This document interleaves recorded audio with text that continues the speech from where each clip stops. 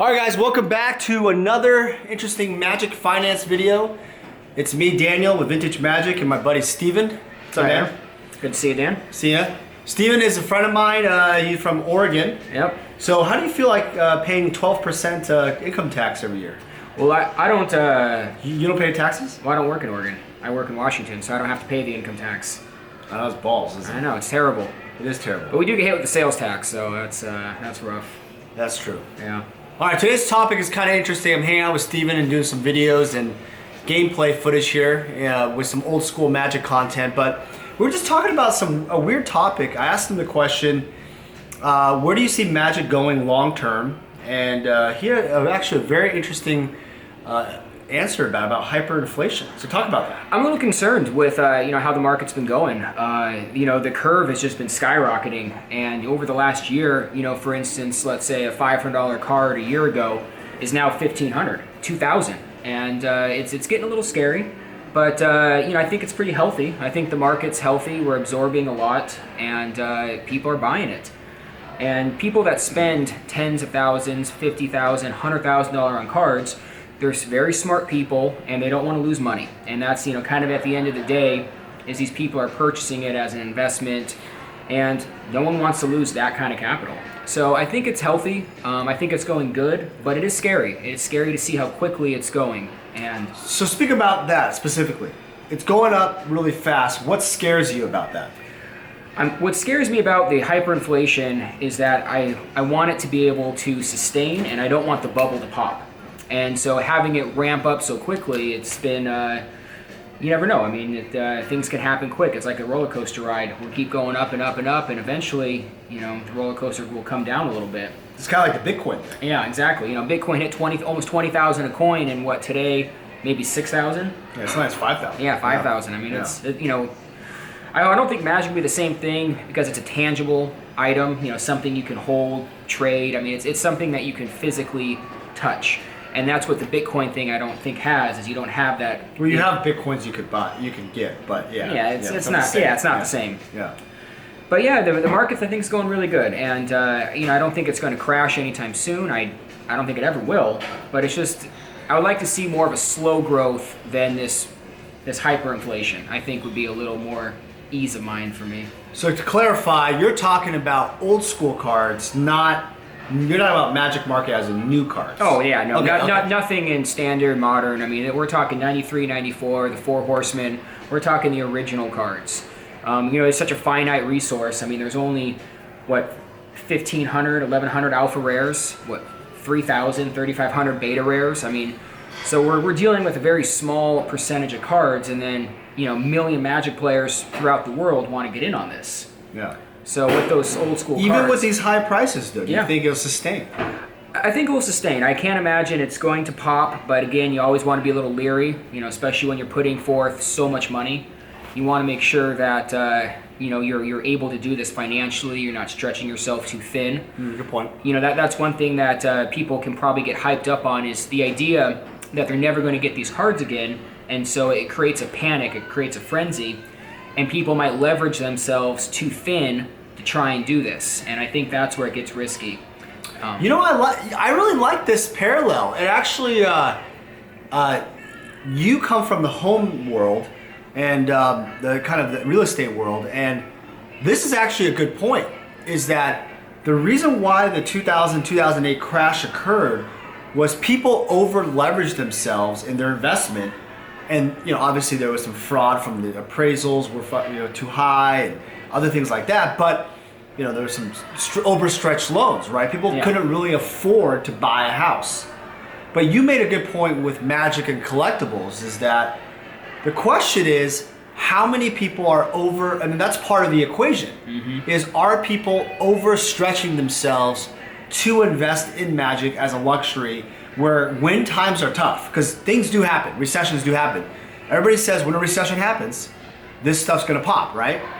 But do you think that people in Magic, in this caliber of investing and buying and playing old school cards, are over leveraged? What do you think?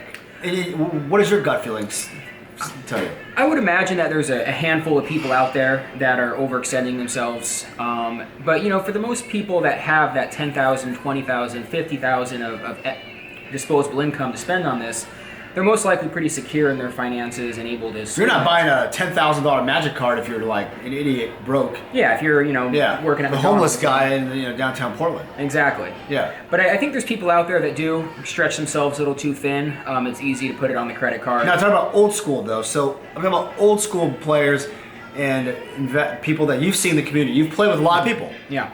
So those people, what do you sense from that? I think that they're doing pretty good. They seem to have pretty good careers, engineers and people in the tech industry. They seem to make decent money and they're able to afford these swings.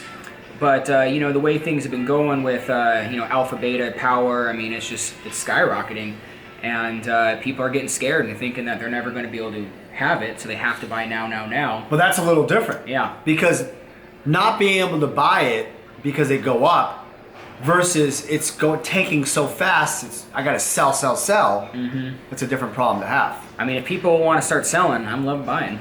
Oh, do you hear that? Do you guys freaking hear that? Yeah. Sell me all your alpha. So here's what happens. If it goes down, let's imagination mode. Okay. If it goes down to a certain level and a certain price point, a guy like you will just buy everything up too, right? Yeah. Yeah, I think seriously, so. you'll just buy it all up. I mean, if Alpha Black Lotuses go to $1,000, I'd buy everyone. Everyone, you start stripping at the strip club. Oh yeah, I'd be working overtime. Overtime to get Alpha Black Lotuses for $1,000. Shit, even $5,000. Shit, that's dirt cheap. See, there's a ceiling point, right? There's like a memory for the price. You can't I feel like certain cards like. Dumb cards like Invoke Prejudice.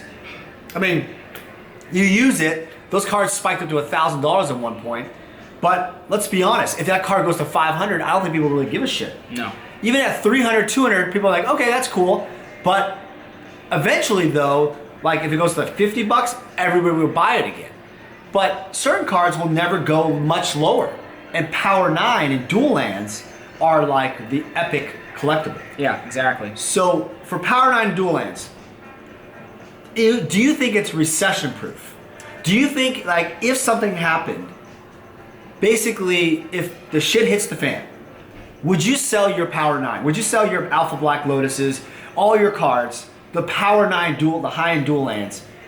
I would sell everything else but those. Those would be the last to go. The last thing. You look at classic cars, for instance, or any kind of high-end value. No matter what happens in the economy, tangible assets will still hold a value. And the value... The high-end ones. The high-end ones. The value may dip, but the high-end ones will always sustain because it's going to have that desirability that people really seek. So that's something that really brings them back to their childhood, their memories, that nostalgia of opening up a pack and trading 2 Black Lotuses for a Shivan Dragon. I heard stories where people traded 3 Black Lotuses for a Shivan Dragon back in the day.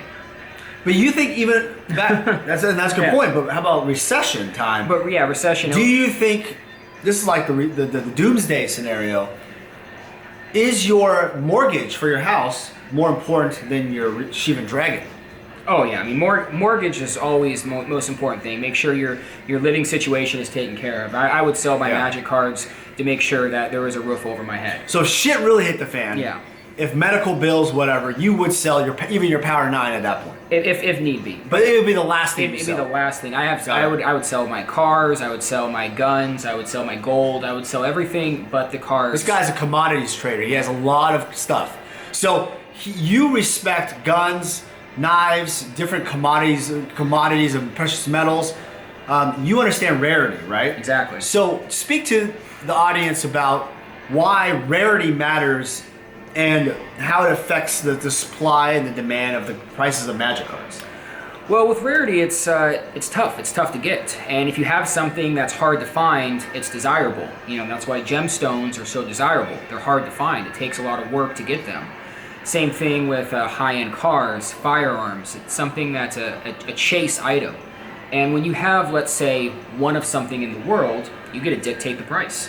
Let's say there's 50 things in the world, 50 of these cars, and you have one of them. Now, people are going to be hunting and wanting that so bad, they'll pay anything. But if you have, let's say, like a Volkswagen Bug, something that there's a million of, it's not really that special. But you have a LaFerrari where there's like 5 of them in the world, right? People will pay whatever. Yeah. So the rarity is a big thing because it's a finite thing. There's only so many.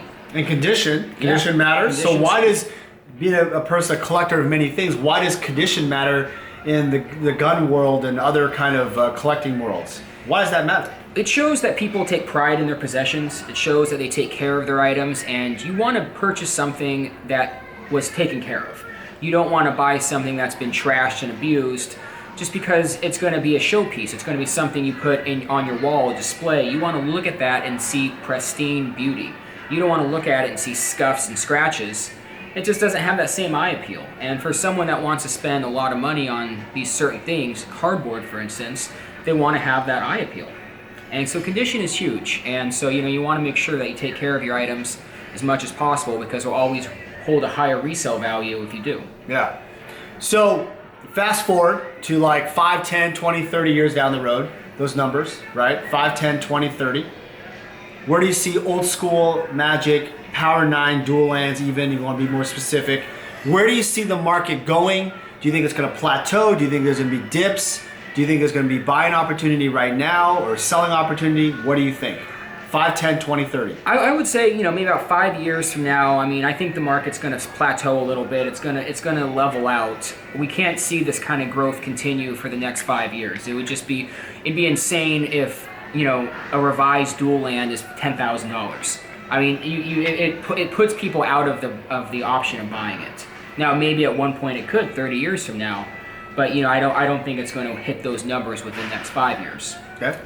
It's a revised Underground Sea is $800 today? Yeah. $700 today? $1,000 even, yeah. Yeah, it's going through the roof. Where it's forcing people to not be able to play them.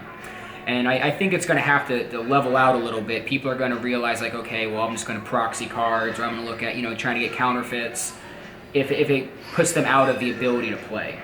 And that's kind of one thing that's kind of concerning me is, at what point are people going to take, okay, I can buy one Alpha Lotus, let's say, for $25,000, $30,000. Why don't I take that money and invest in a printing press and look at trying to counterfeit? And so, when you're looking at $50,000, $60,000, $80,000 of play money on Magic cards, why wouldn't someone take that and invest it in a printer? And you you can really get good at that point if you take a lot of time and money throwing it at a printer, and that's something that's kind of scary. Do you think that is the greatest risk for Magic is counterfeits? It's a big risk. I think that counterfeits are more risky than the bubble popping. Really? Yeah. It supersedes that. I think it does. Wow. They're getting good, and we're still able to tell. Nothing that I've come across I wasn't able to tell. And the rebacks are another big one that's really taken a big hit. But the way the collector's edition cards are going, collector's edition Time Walk, $800. So it's getting expensive to even try and reback. Right. But yeah, I think counterfeit's probably the greatest threat to the cards. Yeah, more than a bubble. Wow, that's crazy. All right, well, great questions, great answers. And some of you guys provided some of those questions. I appreciate you guys' time. What do you guys think? Do you guys think that Steven's correct? Do you think he's wrong? He's not the Messiah, either am I. I want to hear your guys' feedback. It's pretty interesting to hear this coming from a collector and investor of Magic cards, commodities, gold. Edwin the engineer, gold. Gotta have gold. I don't know. We'll have to talk about that later on. Edwin apparently thinks gold is like the most important investment in a doomsday scenario, but some people speculate that gold, obviously gold is a horrible investment in markets that don't have doomsday scenarios. Correct. So it's one of those things where, putting gold, too much of your net worth in gold is an idiotic move. Actually, too much of your net worth in one thing. In anything. Yeah. Is like me. I'm putting all my fucking money into Magic the Gathering cards. I'm an idiot. I'm an absolute idiot. What do you think? It hasn't been doing too bad for you. Right, but eventually, though, it could be idiotic. You want to diversify. Right. I think is a very important thing. I mean, step one, house is a very, very important asset. I mean, that's the best investment you can probably ever do. It's something that's always going to retain. It gives you a place to live. It gives you security, and I think that's the most important investment. After that's taken care of, then start branching into other avenues: metals, gemstones, magic cards, whatever you deem as valuable, collectible. Maybe even getting into stocks and bonds. Yeah. One last thing, we have about a minute or so. Steven, talk about your belief in debt. This is something I like about Steven a lot. Steven, do you have debt, and what do you feel about debt in America and why people are broke? Debt's a scary thing. I don't have any debts. I've been very, very fortunate to make sure that I pay all my bills. I don't overextend, because debt's a killer. When you start looking at 12%, 15%, 20% interest rates, it really adds up. And when you're paying, $500 a month on your credit card and $200 of it goes to interest, it's just so hard to get out of that hole. And so the trick is to leverage debt in a way that benefits you. Like, for instance, I have a credit card that gives me 1.5% cash back. And that's huge. I mean, it's not mass amount of money, but I mean, it's nice to actually get something in return versus just paying them money and going nowhere with it. So you charge a credit card, but you're disciplined to pay it off every single time. But you get that 1.5 cash back, like Rudy says in his videos, and you leverage that. You get that extra money to then buy other goods or other luxury items, or maybe other assets, maybe some additional guns or magic cards or whatever. But you're leveraging your capital. The only debt you should ever have is your home. When you take your mortgage out, get your home loan is the only debt you should have. You look at trying to buy a brand new car, you should just work hard, save up, take that $500-600 a month, put it away in the bank, do that for 3-4 years, and then go buy the car. Yep. That's the best way to do it, because you're not paying the interest rate, you don't have to have the full coverage insurance. Yep. Everything is cheaper when you don't have debt. Great advice, Steven. Thanks again. Guys, thanks for watching. I appreciate you guys. You guys have any questions or comments, put it below. We'll talk to you guys soon, all right? Take care. Thanks, Steve.